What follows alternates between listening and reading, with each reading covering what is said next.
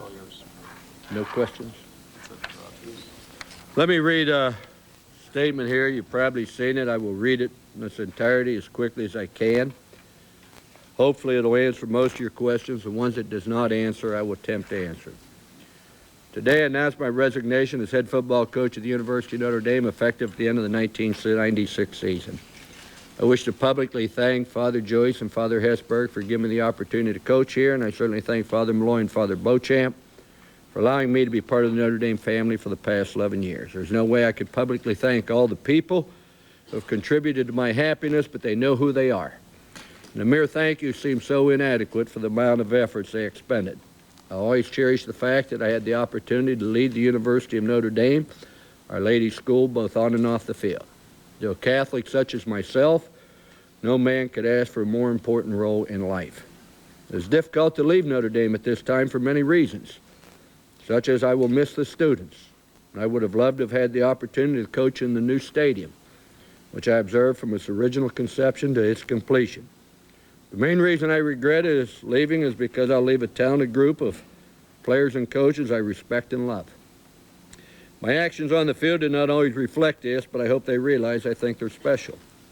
One of the positive aspects of leaving Notre Dame to present time is I think I'm leaving a solid program and a talented team that will give a new coach a chance to win, and I want to reiterate, a chance. We're leaving a healthy football program, and I base that on several things. 2,500 people at the luncheon weekly, the capacity crowds for the pep rally, the enlargement of the stadium, the NBC contract, the fact that 88% of our games, including every one in the last 5 years, been on national television, the academic success of our players, the integrity and honesty of our program, the caliber of people we have on the team, the 9-year streak of playing in a January 1 bowl despite playing 43% of our games against nationally ranked opponents. However, these accomplishments are pale compared to the advancements this university has made academically and financially, along with the vigorous building expansion, the cosmetic enhancement of the campus grounds, and numerous other positive developments. I'll be proud to someday tell my grandchildren I served under Father Hesburgh and Father Joyce, as well as Father Malloy and Father Beauchamp. I do not know who will replace me, but I hope it is one of my able assistants.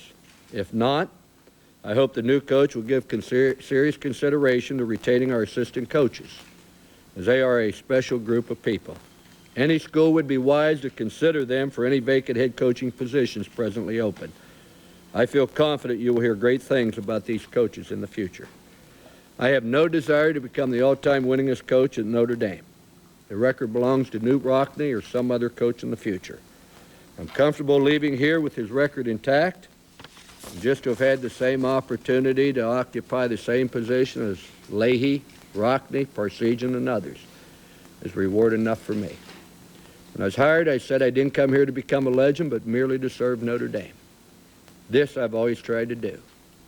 It's up to others to ascertain whether I accomplished this or not. I'm sure there'll be many coaches in the future here at Notre Dame, but I feel confident when I say none will be any prouder than I was to represent this university, or more loyal to its beliefs, or more grateful for the opportunity. I cannot honestly give you a reason for my resignation, except to say I feel it's the right thing to do. People will say there has to be more to it than this, but believe me, there isn't. I have absolutely no plans for the future. My health, to my knowledge, is good. I feel as much enthusiasm for life as I did when I became a head coach at the age of 32. What I will do in the future will be dependent upon the opportunities available to me. But to present times, I have no options, nor do I anticipate any. My only concern is to do everything possible to help our team win their last 2 games and hopefully a bowl game, to help our staff further their coaching careers, and to assist the new coach in every way possible to make the transition as smooth and productive as possible. Then and only then will I look for a job. If I do retire, it will be because I couldn't find a job. This will be a joyous day for many, emotional for a few, inconsequential to some, but to a small group, including me, it's a sad day. But I feel it's the right thing to do. I've prayed on my decision, so I will not question it. In closing, I thank the University of Notre Dame, the players, the coaches, the clergy, students, faculty, fans, Subway alumni, and others for their support. and more emphatically for their prayers. They can rest assured God has answered them. Any questions anybody might have, I'll try to entertain them to the best of my ability at this time. Let's start with people on the telephone. Start with Terry Moore from the Atlanta Constitution.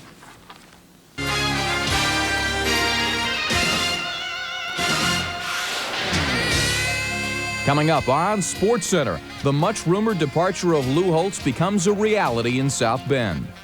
It's a sad day, but I feel it's the right thing to do. I prayed on my decision, so I will not question it. And the much-rumored acquisition of Albert Bell becomes a reality in Chicago.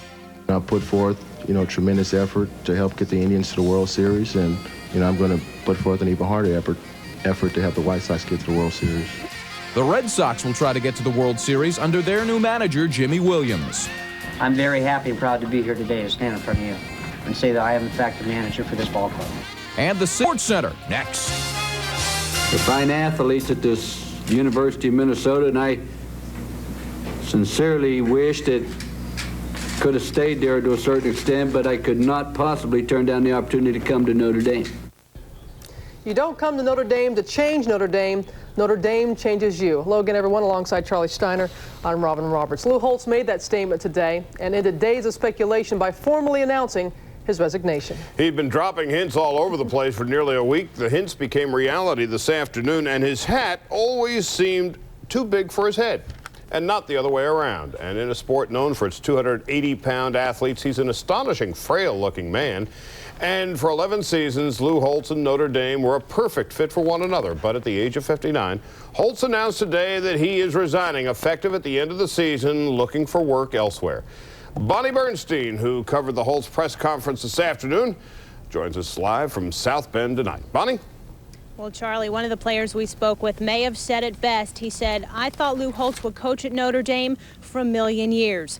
Well, the players got one day heads up on Holtz's resignation. Today, it was coach's turn to tell the world. In typical Lou Holtz fashion, the 11-year coach downplayed Tuesday's significance in Notre Dame history. First one is a game with Rutgers. The second one is what plans are going to take to hire the new coach, and the third one is my resignation. 9 minutes later, in a prepared statement, Holtz announced he will not lead the Fighting Irish next year. The right to coach at this university was not taken away. It was my decision.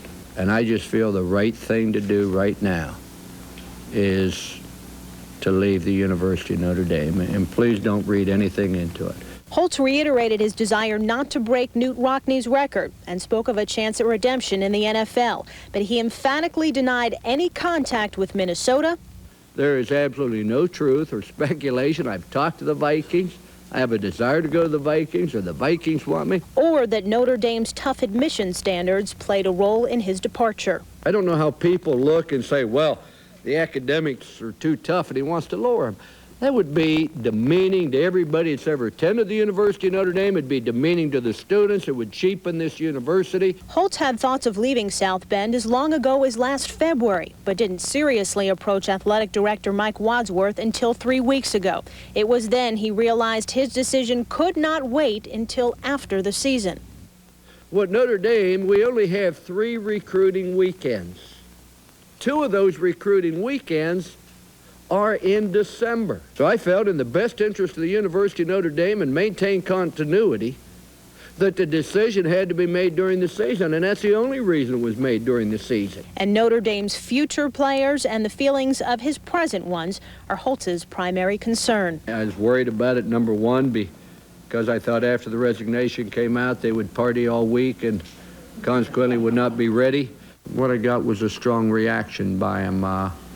An emotional reaction. I did not expect that. Water came to my eyes because I just had a feeling that when I saw the news cameras outside, I guess they know what they were talking about. And when it happened, when he said it, a lot of guys, ducked their head like, I wish he wouldn't have said that. It was definitely a little disappointment because, like I said, I thought he would finish his career here at Notre Dame. As far as Holtz's replacement, Notre Dame officials are being very tight-lipped. They won't even tell us, Charlie, how many people they've spoken with. They said less than a half dozen people have been contacted to see if they've been interested in the job, but they haven't made any contact with schools about formal interviews. As far as a timeline for replacing Holtz, they're hoping to have somebody in place in early December, although sources have told me they're looking to get it done sooner than that. Bonnie, one thing that was made abundantly clear today by Holtz at his press conference, it was a resignation. It wasn't a retirement. No, not at all. He said he's still ready and willing to coach.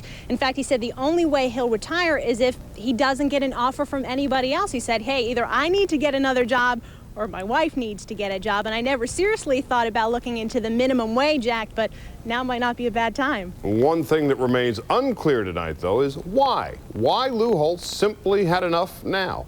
Yeah, and you know, Charlie, I don't think that on the record we will ever really know. I mean, he talked about not wanting to break Knute Rockne's record. As far as the NFL, he said, you know, am I disappointed? My stint with the New York Jets in 1976, he went 3-10 left before the season was over. He said, yeah, I'm disappointed, but is that enough reason alone to leave Notre Dame? No. And I can't tell you how many times he said over and over and over again, it's just the right thing to do, it's just the right thing to do, and that was really the end of it. And this was Lou Holtz's decision to resign, and his alone, wasn't it? Yeah, we had asked if he had spoken to anybody, and he said the only person I discussed it with, and in hindsight I probably shouldn't have, was my wife. He didn't talk to his son about it. He didn't talk to Mike Wadsworth. He said maybe if I had to do it over again, I would speak to some of those people and get their input, but it was really my decision, and as you said, my decision alone. Bonnie Bernstein, thank you very much, joining us live tonight from South Bend, Indiana. Now have a look at 5 names that have been prominently mentioned as potential successors to Lou Holtz. Gary Barnett, who said today the Irish had already contacted him. Bob Davie, the Irish's defensive coordinator. Jerry DiNardo's turned around the LSU program. Barry Alvarez used to be an assistant at Notre Dame, and even Terry Donahue's name has come up in discussion. Well, over the weekend, speculation concerning Lou Holtz's future at Notre Dame intensified. Many didn't want to comment until his resignation became official. Reaction pretty much the same wherever you looked. The coaching fraternity has nothing but high praise for Lou Holtz. Well, I wish him well. I think it'll be a big loss for Notre Dame. I really do. Unless you've had the job, I imagine you can't understand the pressure. I mean, sure, it's a pressure to be manager of the New York Yankees or USC, but it's nothing like Notre Dame. It's brutal. When you coach at a Notre Dame or an Ohio State or Michigan or, you know, Penn State, some of the other great football schools, you're going to have that. You're going to have pressure, and you're not going to please everybody. I mean, Lou didn't, even though he won most of his football games, won a national championship, there's still some critics out there. Well, I don't think there's any question there's a lot of demands, and I think you feel an enormous responsibility to the traditions of Notre Dame, and I know that I sensed that when I went there the first time I went up Notre Dame Avenue. And of course, I think that's what's happened to Lou. He's been there for 11 years, and that's a big tradition to uphold. Holtz has a record of 99 wins, 29 losses, and 2 ties at Notre Dame. The Irish are currently 7-2 and still in contention for a major bowl. Notre Dame has appeared in a New Year's Day bowl game the last 9 years, and the Irish have won 5 bowl games under Holtz, more than any other Notre Dame coach. Later here on SportsCenter, we'll look back on the things the last 11 years as head coach at Notre Dame. I'm not as good a football coach as Bill Walsh. I don't want our players sitting there saying, wow, they got Bill Walsh, and look who we got.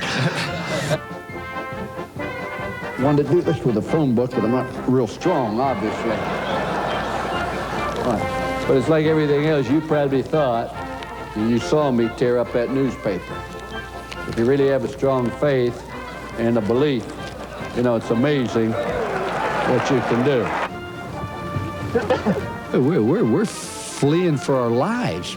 Just because you're running for your life, people think you're racing for the goal. All we want to do is survive each and every week and have somebody fall in a hand grenade to save the group. How does Lou Holtz sell a Jewish quarterback to the largest Catholic intercollegiate athletic program around? If he ever gets lonely, all he has to do is walk out of any building on this campus, look up at the dome, and see a lady that was 100% Jewish. There's no other university can offer him that comfort. It's like I remember Moose Krause used to say. He said, man, I feel so bad I don't even buy green bananas now. I eat junk food, I have irregular sleeping habits, I don't exercise, I smoke a pipe, I do everything that would be contrary to people with good health. But I've got news for everybody out there that's a health fanatic. They're still gonna die. Think about that. Good point. The colorful Lou Holtz receives 1,000 letters a day from fans. Students salute him at the start of each fourth quarter. So why did the popular Holtz decide to leave Notre Dame? It could be because life under the Golden Dome takes a toll on a coach like no other head coaching job in this country. Bob Lee with a look back on the Lou Holtz legacy. It is a job steeped in tradition, lore, and expectation like few others on this earth. It was a job made for Lou Holtz. Let's go. To wake up the echoes and return the Irish to the national spotlight after the failed experiment of high school coach Jerry Faust. Holtz equal parts drive, image, and success. He needed just 2 seasons to return the Fighting Irish to a major bowl game. We talk about respect. We're talking about respect around the country. The next season, 1988, brought his crowning moment in South Bend. A perfect season, a national championship, the first for Notre Dame in 11 seasons. The defending national champs were still undefeated the next season when USC came to visit. A pregame brawl spilled out of the tunnel and onto the playing field. Lou Holtz wore his anger on his sleeve. Speaking on behalf of myself, the football game's not worth it. It's not worth it if you're going to embarrass a university. The next month, the Irish suffered their only loss of that season to the Miami Hurricanes. Even as his 1991 team was winning 10 games, including the Sugar Bowl over Florida, Holtz was enveloped by reports he would return to the NFL. I love Notre Dame and want to finish out my coaching career, whether it has a year or 2 years or 5 years. I don't plan on coaching anywhere else, and you can put that sucker in granite. His NFL experience had lasted 1 game short of a full season, 3-10 with a bad Jets team in 1976.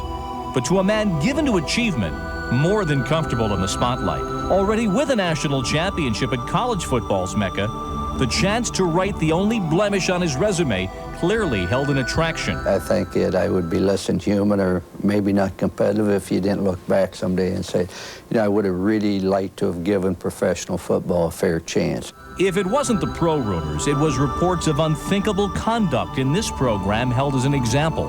A 1993 book reported steroid use among players and a callous, abusive attitude by Holtz. The sort of charges heard often about the other schools, but never in the shadow of Touchdown Jesus. He grabs them by the face mask. We're not talking about a terrific human being here, and I think it's a sad, sad story.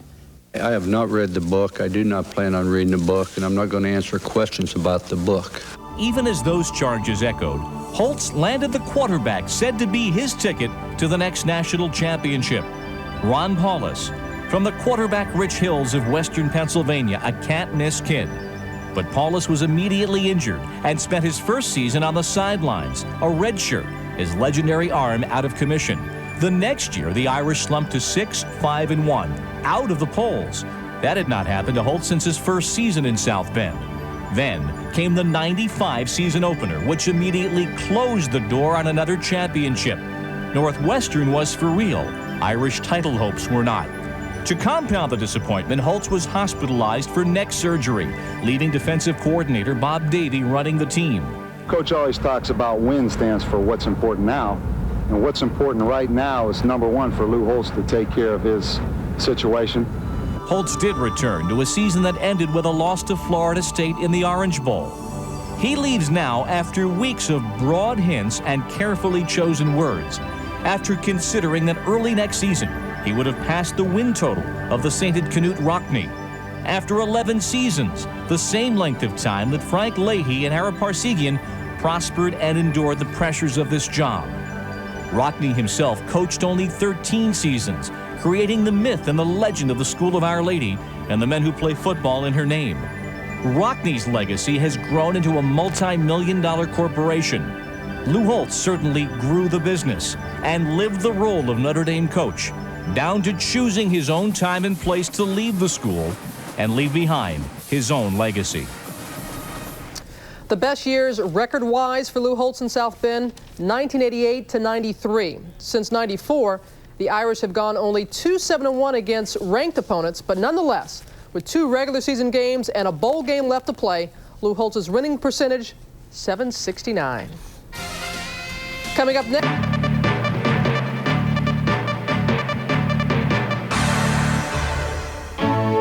Notre Dame football in the same breath with the Yankees, the Celtics, the Canadians.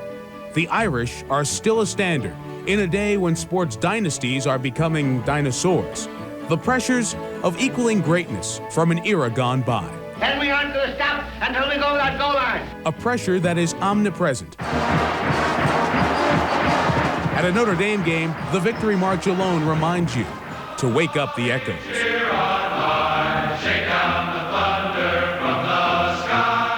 Echoes of 77 consensus All-Americans, 36 Hall of Famers, 11 national championships, and 7 Heisman Trophy winners. In college football history, Notre Dame has no peer. The pressure to win today is traced back more than 7 decades to the school's first legend coach, Knute Rockne. Rockne was not only a legend, he was a god. And that is what does you in. That's what did Leahy in. That's what did Parsegan in. You feel an enormous responsibility to the traditions of Notre Dame, and I know that I sensed that when I went there the first time I went up Notre Dame Avenue. And of course, I think that's what's happened to Lou. He's been there for 11 years, and that's a big tradition to uphold. The pressure of the past and the business of the present makes the job of Irish head coach one of the loneliest in all of sports.